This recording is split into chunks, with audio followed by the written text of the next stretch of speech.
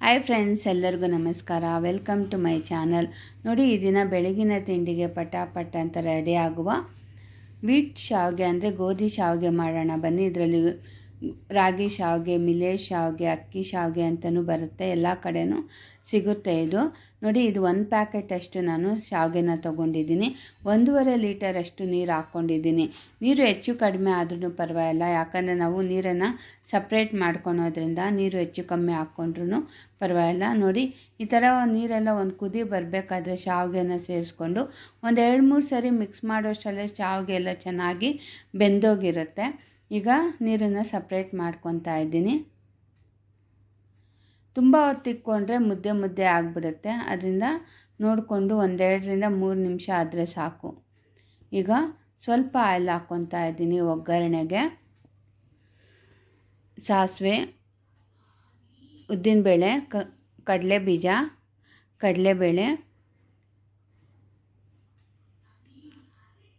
ಗೋಡಂಬಿ ಇಷ್ಟನ್ನು ಸ್ವಲ್ಪ ಒಂಬಣ್ಣ ಬರೋವರೆಗೂ ಫ್ರೈ ಮಾಡಿಕೊಂಡು ಹಸಿಮೆಣ್ಸಿನ್ಕಾಯಿ, ಕರಿಬೇವು ಸೊಪ್ಪು ಮತ್ತು ಬಟಾಣಿ ಇಷ್ಟನ್ನು ಸೇರಿಸ್ಕೊತಾ ಇದ್ದೀನಿ. ನಿಮ್ಗೆ ಇಷ್ಟವಾದ ತರಕಾರಿನ ಹಾಕ್ಕೋಬೋದು. ಕ್ಯಾರೆಟು, ಬೀನ್ಸು, ಆಲೂಗಡ್ಡೆ ಎಲ್ಲನೂ ಹಾಕ್ಕೋಬೋದು. ಹಾಗಂತೇಳ್ಬಿಟ್ಟು ಬದನೆಕಾಯಿ, ಹಾಗಲಕಾಯಿ ಎಲ್ಲ ಹಾಕ್ಕೋಬೇಡಿ. ನೋಡಿ,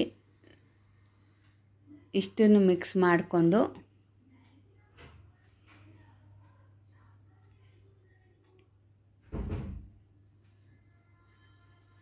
ಮತ್ತು ಶಾವಿಗೆನ ಸೇರಿಸ್ಕೊತಾ ಇದ್ದೀನಿ.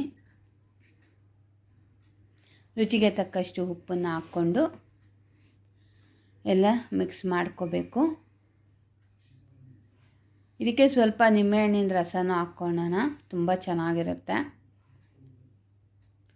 ಮತ್ತು ಕೊತ್ತಂಬರಿ ಸೊಪ್ಪನ್ನು ಚೆನ್ನಾಗಿ ವಾಶ್ ಮಾಡಿ ಸಣ್ಣದಾಗಿ ಕಟ್ ಮಾಡಿಕೊಂಡು ಅದನ್ನು ಸೇರಿಸ್ಕೊತಾ ಇದ್ದೀನಿ.